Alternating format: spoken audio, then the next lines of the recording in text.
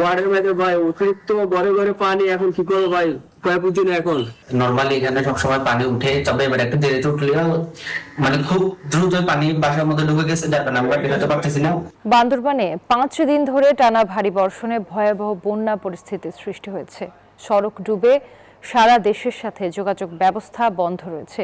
বন্যা কবলিত মানুষের জন্য জেলায় খোলা হয়েছে 220টি আশ্রয় কেন্দ্র। প্রশাসন ও স্বেচ্ছাসেবী সংগঠনের পক্ষ থেকে নানা সহায়তা দেওয়া হচ্ছে তাদের। বান্দরবান প্রতিনিধির পাঠানো তথ্যচিত্রের ডেস্ক রিপোর্টে দেখুন বিস্তারিত। বান্দরবানে এখনো অপরিবর্তিত রয়েছে বন্যা পরিস্থিতি। সকাল থেকেই থেমে থেমে মাঝারি থেকে ভারী বৃষ্টিপাত অব্যাহত রয়েছে।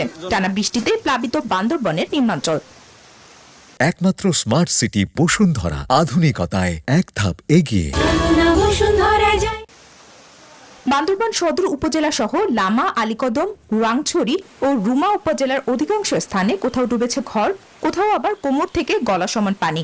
বন্ধ রয়েছে বান্দরবানের সাথে সারা দেশের সড়ক যোগাযোগ। দুর্ভোগে সাধারণ মানুষ। ওয়ার্ডের মধ্যে ভাই অতিরিক্ত ঘরে ঘরে পানি, এখন কি করবো ভাই, কয় বুঝি না এখন।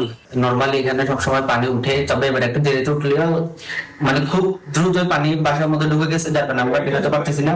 প্রশাসনের আরো অতিরিক্ত কিছু সুযোগ সুবিধা বৃদ্ধি করা দরকার প্রতিবন্ধী মানুষের জন্য।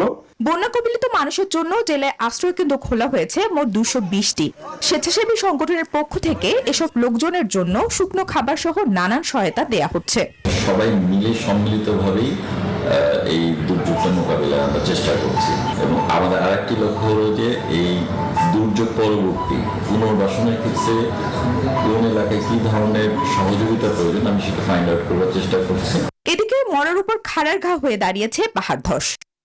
Desk report, news 24।